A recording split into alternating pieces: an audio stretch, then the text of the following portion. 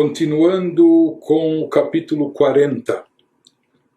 Porém, nesse instante, talvez fazendo uma síntese daquilo que nós vimos até agora, até para não se perder com a profundidade e a extensão do texto, e também para a gente se inserir dentro do contexto.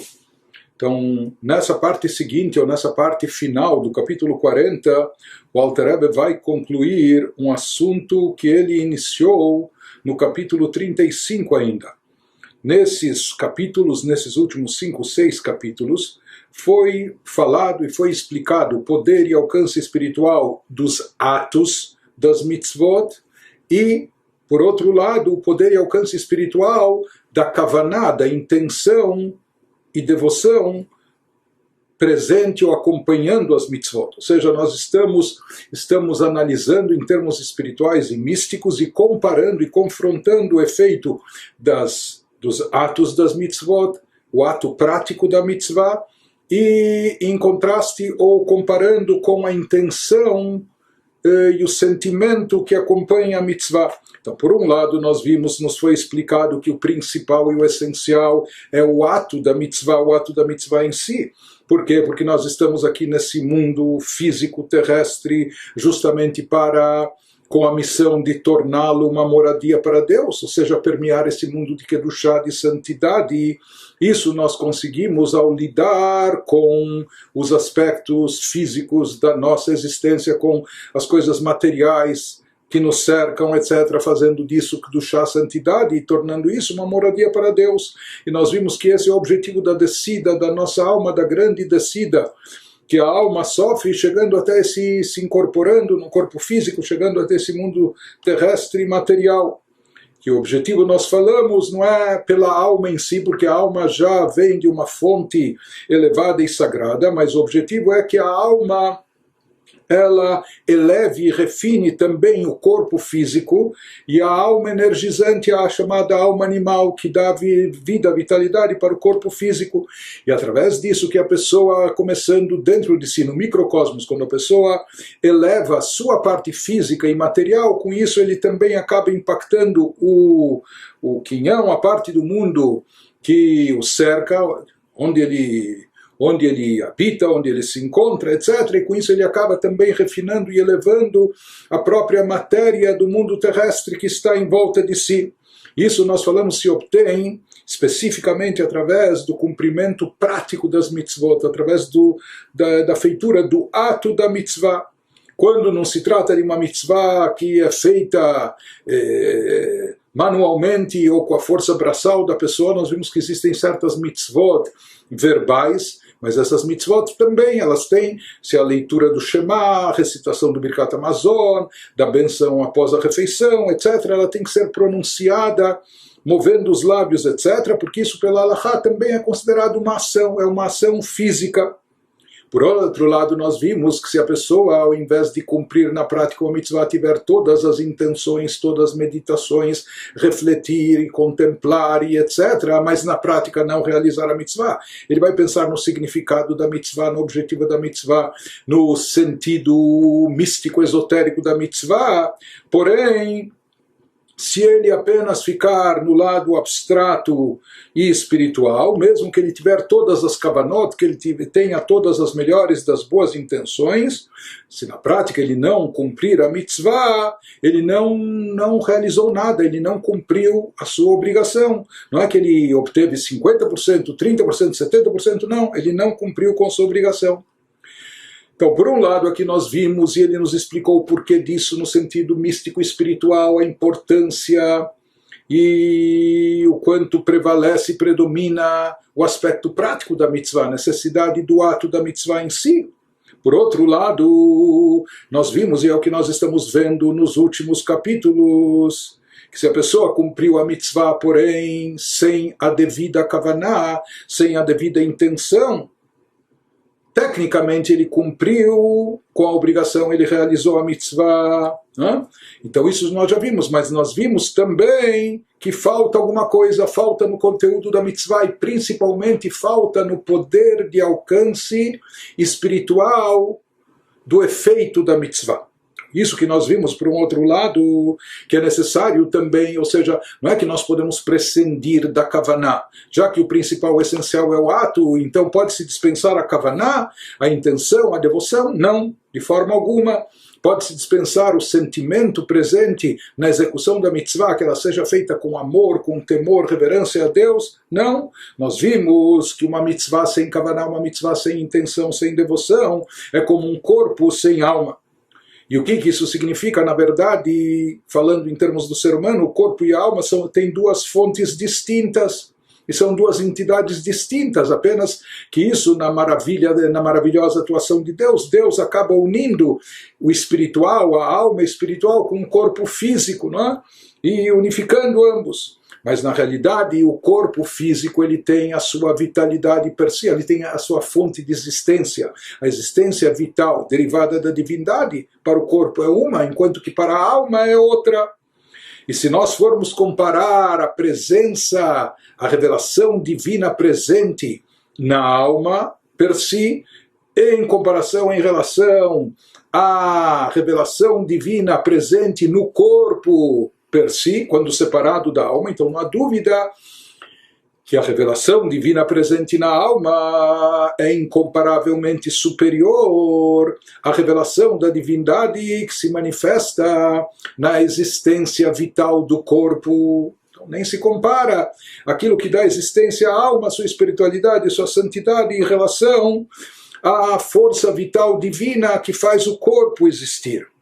Da mesma maneira ele nos diz, trazendo dos escritos cabalísticos do Arizal, que uma mitzvah sem kavaná é como um corpo sem alma. O corpo ele tem uma força vital divina que lhe dá existência, mas isso é incomparável à revelação divina presente na alma. Assim também ocorre quando uma mitzvah é feita sem kavaná, sem intenção e sem devoção. Está certo que foi praticado, foi cumprido aqui a vontade divina. Efetivamente, a vontade divina foi feita, foi realizada. Porém, a revelação dessa santidade, dessa luz divina presente por trás, dentro dessa mitzvah, ela não se propaga, não se revela quando a mitzvah não se estende, não se expande quando a mitzvah é feita sem kavaná. Sem estar acompanhada da devida intenção ou dos sentimentos correspondentes. Por outro lado, quando existe a kavaná, nós vimos que o alcance dela é muito mais elevado, muito mais, se expande muito mais. E ele nos explicou também que quando nós falamos em intenção e devoção no cumprimento das mitzvot, isso significa que elas estejam acompanhadas de um sentimento nosso, ou seja, que nós estejamos envolvidos no cumprimento da mitzvah com envolvimento emocional, com sentimentos nossos presentes, sentimentos de amor a Deus, de temor reverencial a Deus, e faltando esses sentimentos, então o que vai restar é apenas a parte técnica, prática da mitzvah, que isso é como o que nós falamos, é como um corpo, porém sem alma, ou seja, é um corpo, a mitzvah está aqui, ela está efetivamente, mas está um pouco oca, né? E por isso ela não tem o poder de alçar voo, por assim dizer, ela não tem o poder de se elevar, nem para os mundos espirituais superiores, e não tem o poder de se unificar com as 10 sefirot, com os atributos divinos, nesses mundos elevados, produzindo um efeito cósmico, um efeito transcendental. Ela permanece, essa mitzvah que foi realizada, sem sentimento, sem intenção, ela permanece apenas aqui no plano terrestre.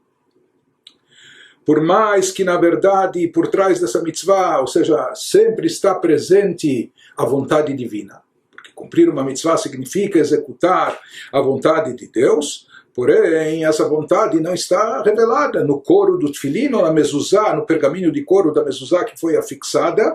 Então, existe uma kedushá, uma santidade intrínseca, até nesses objetos sagrados. Se tornaram objetos sagrados porque eles são os meios pelos quais nós cumprimos a vontade de Deus. Mas essa divindade não está presente de forma revelada, evidente nesses objetos. Então, quando falta a kavaná, falta a mola que alavanque, que faça subir, não é, esse ato, tornando-o também um ato espiritual. Então, por isso ele nos diz, a mitzvah sempre representa, sempre é a vontade de Deus. Porém, para ela poder ascender, para o efeito dessa mitzvah poder se elevar, é necessário essa mitzvah estar imbuída de espiritualidade. Espiritualidade significa kavaná, intenção, devoção, concentração por parte da pessoa, acompanhado de sentimento de amor, de reverência a Deus, etc. Ou seja, é isso, a pessoa, em outras palavras, quando existe até uma expressão, ele tem que botar a alma dentro disso, né? Botar a sua neshome dentro disso. Ou seja, é muito importante fazer a mitzvah, mas se a gente for analisar, será que isso é bastante, é suficiente? Nos diz para que a mitzvah seja potencializada, seja otimizada, seja todo o seu potencial seja aproveitado, esgotado, então é necessário botar vida e alma nessa execução da mitzvah, isso através da kavaná, da intenção e dos sentimentos. Daí sim, apenas então ela pode se elevar para os planos espirituais, porque senão a mitzvah vai permanecer no campo físico. A pessoa fez o ato físico, colocou o tefilim fisicamente, tem marcas no seu braço, não é? Ou afixou a mezuzá na porta e está lá. Não é? Então, em termos físicos, materiais, ocorreu alguma coisa, sem dúvida. Na verdade, em termos espirituais também, mas essa espiritualidade, ela fica oculta, fica encoberta. Para poder se elevar, não basta, para que a mitzvah possa se elevar até um campo mais elevado, não basta apenas a sua execução prática no campo físico, o que vai possibilitar ela galgar a alturas espirituais. É a espiritualidade da pessoa presente, investida no ato de fazer e cumprir a mitzvah. Pois nós explicamos que existem, quando se fala em Kavaná, nós falamos que na realidade nós estávamos falando de 3 níveis. Um primeiro nível é quando a pessoa cumpre a mitzvah com Kavaná, com intenção, devoção, acompanhado de sentimento, que isso é ideal. Nisso também se subdivide se esses sentimentos presentes da pessoa foram gerados pelo seu próprio intelecto, através do seu esforço intelectual, meditando na grandeza de Deus, ou se ele apenas trouxe à tona, estimulou a revelação do sentimento inato que ele já possuía dentro de si, só que estava dormente, estava encoberto. Isso vai determinar se as mitzvot, se o efeito espiritual delas vai chegar até o mundo de Yetzirah, as 10 sefirot de Yetzirah ou de Briah. Pois nós falamos que existe uma outra situação quando a pessoa cumpre a mitzvah no ponto neutro, por assim dizer. Ele tem o objetivo de estar cumprindo uma mitzvah, mas ele faz isso sem tanto envolvimento emocional, sem devoção, sem intenção, apenas tecnicamente. Ele não tem nenhuma intenção errada, mas também não tem a intenção boa, positiva, ideal. Por outro lado, nós falamos que existe aquele nível mais baixo, que é quando a pessoa tem uma kavaná negativa, tem uma intenção negativa, egocêntrica, individualista, quando ele visa benefício próprio, ele está estudando Torá, mas para se tornar um grande erudito, para fazer carreira, para ganhar dinheiro, ou ele está cumprindo uma mitzvah, ou dando tzedakah, etc., para aparecer, para se exibir, ou o que for. Não é? Então aqui nesse caso nós falamos que essas mitzvot, ou essa Torá estudada dessa forma, com essa kavaná negativa, elas permanecem ligadas ainda ao campo de Klipat Noga.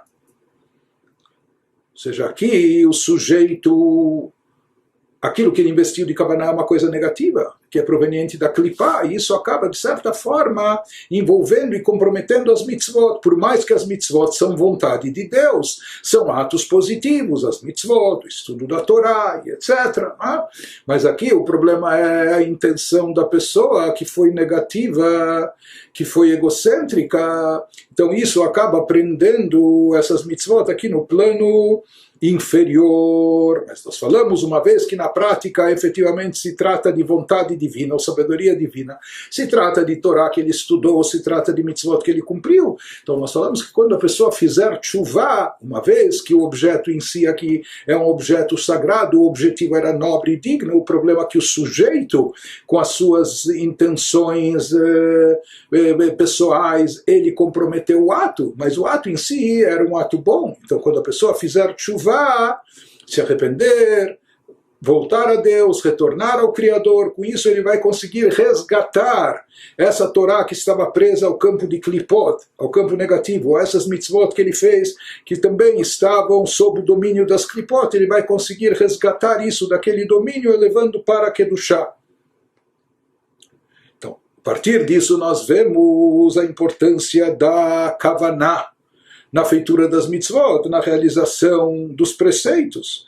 Isso que prossegue o Alter Rebbe nos dizendo agora, quando ele nos fala o Bazei Yuvan Heitev Haded Chilurechimu Nikraim Gadfin Derech Mashal Kedichtiv Ubishtaim Yofef וכמו שכתב הרב חיים ויטל ז"ל בשער הייחודים פרק י"א שהכנפיים בעוף הם זרועות האדם וכולי. Diz ele, o Alter Rebbe, que com base em toda essa discussão a respeito da importância do ato do cumprimento de uma mitzvah, quando nós enfatizamos a importância do ato, isso está explicado nos capítulos 35, 36, 37, mas depois ele começou a nos enfatizar também o valor da Kavaná, no capítulo 38, 39 e até agora no 40. Então nós temos 3 capítulos enfatizando cada um dos aspectos da mitzvah, o corpo da mitzvah e a alma da mitzvah, a execução prática, o ato da mitzvah e a intenção e devoção, sentimento da mitzvah. Baseado nessa explicação, podemos explicar bem a descrição metafórica do temor e do amor, como são descritos nos escritos cabalísticos o temor e amor a Deus. Eles são chamados metaforicamente como asas de um pássaro. Asas. Conforme está escrito, voavam com 2, na profecia de Isaías, numa visão que ele tem dos anjos, ele vê que o Bishtaim Yofef, daqui vem o conceito de asas, dos anjos terem asas, e se fala que com essas 2 asas, eles alçam voo, eles voam. Então, o que significa isso? Voar e para onde, o quê? O que representa? Isso tudo é uma linguagem metafórica. Então ele nos diz, a explicação dessa metáfora é a seguinte, isto é, assim como o pássaro precisa de 2 asas para voar, inclusive não vai bastar, não vai ser suficiente ele ter apenas uma asa. Para o pássaro conseguir, ou seja, o pássaro ele tem, diferente de um quadrúpede, de um animal, etc., de um réptil, o pássaro tem o potencial, tem a capacidade, a habilidade de voar, mas desde que ele possua, que ele tenha as 2 asas. Somente tendo as 2 asas é que ele vai poder aproveitar essa habilidade, ele vai poder alçar voo, vai poder se elevar, vai poder voar. Então, da mesma maneira ele nos diz, mesmo ocorre a mitzvah. A mitzvah, para poder se elevar, necessita de amor e temor para ser impelida ao céu, como veremos abaixo mais claramente, ou seja, de acordo com o Tikunei Zohar, ele diz que cada mitzvah seria como esse pássaro. Então, o pássaro ele pode até viver e sobreviver sem asas, e pode caminhar, e etc., mas ele não vai poder voar se ele estiver desprovido das asas, não é? Da mesma maneira, ocorre com as mitzvot. A pessoa fez uma mitzvah, tecnicamente cumpriu, executou, etc., fez muito bem. A mitzvah está viva, por assim dizer, mas para ela poder se elevar, se erguer até alturas espirituais celestiais mais altas, é imprescindível, é indispensável as asas. O que são as asas? As 2 asas, inclusive, não basta apenas uma, o amor e temor a Deus. Como Rab Chaim Vital, o discípulo do Arizal, de abençoada memória, escreveu em Shara Yehudim, capítulo 11, as asas do pássaro equivalem aos braços do homem. Assim como os braços do homem são essenciais para fazer, para realizar, para executar os trabalhos braçais, etc. Da mesma maneira ele nos diz que as asas do pássaro são equivalentes aos braços, sendo o braço direito correspondente ao amor e o esquerdo ao temor, como está escrito no Tikunei Zohar, Chesed droa yemina, Gvurá droa smala, que o atributo de Chesed, bondade, que bondade é a fonte de amor, está associado com o braço direito, enquanto que Gevurá, severidade, que é a fonte do temor, está representada no braço esquerdo. Portanto, de acordo com Rab Chaim Vital, as 2 asas correspondem aos 2 aos dois membros superiores, aos dois braços, direito e esquerdo, ou seja, representam amor e temor a Deus aqui no caso. Então, isso é o que a gente encontra, nos explica o Alter Rebbe, isso que a gente encontra em diversas citações, que nos falam que amor e temor a Deus são equiparados, são comparados às asas. Isso também é o que se refere em relação aos anjos, quando se fala que os anjos têm asas e com as asas eles voam para onde eles precisam voar. Significa que os anjos eles têm uma elevação espiritual, cultivando o amor e temor a Deus que eles possuem, que eles cultivam, que eles desenvolvem. Ou seja, as duas asas, entre aspas, são metáforas para indicar os dois sentimentos de amor e de temor reverencial a Deus.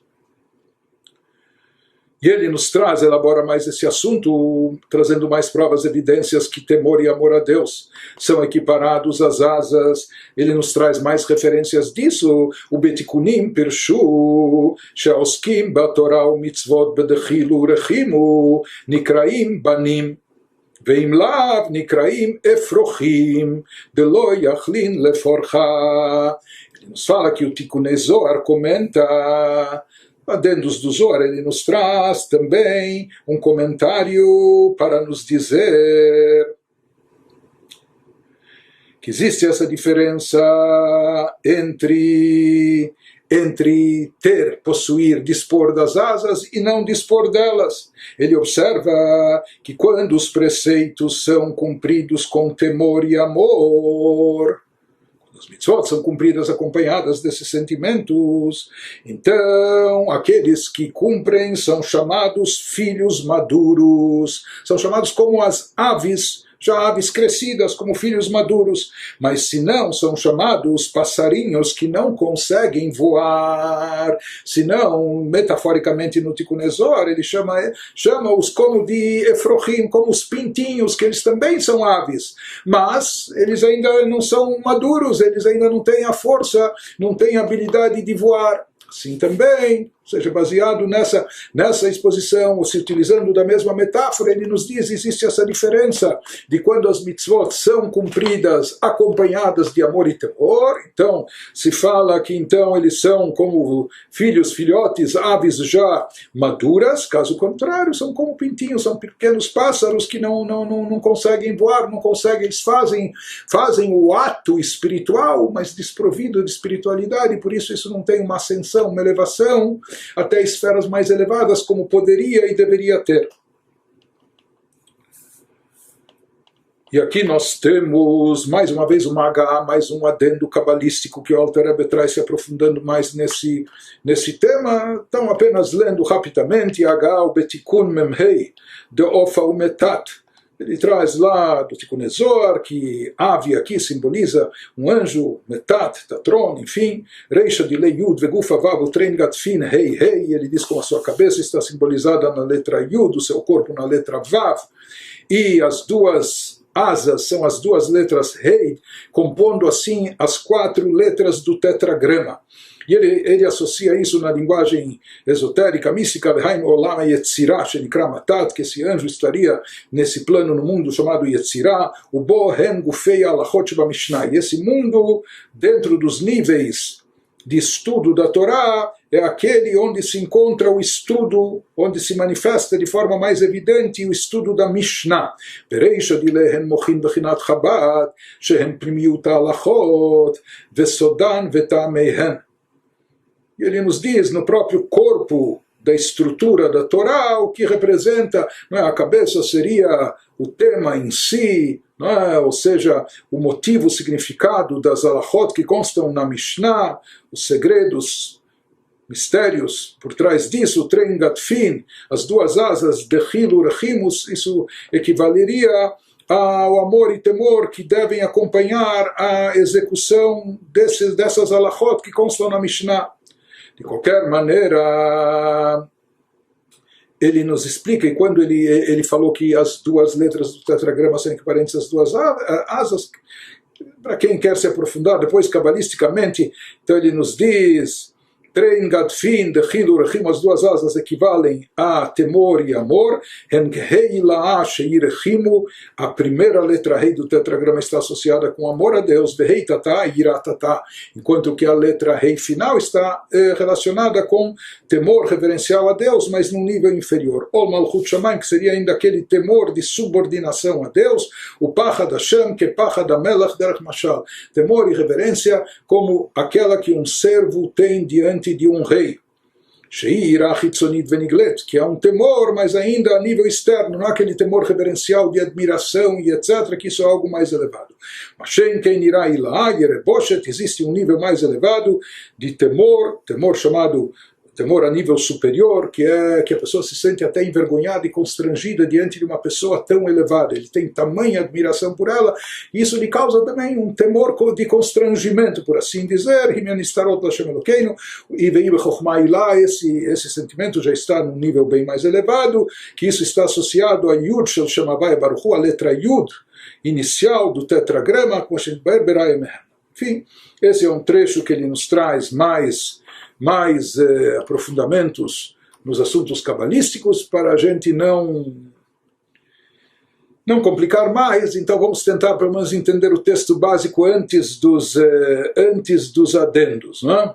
Ou antes de chegar aos adendos, ou independente dos adendos, que são um aprofundamento adicional.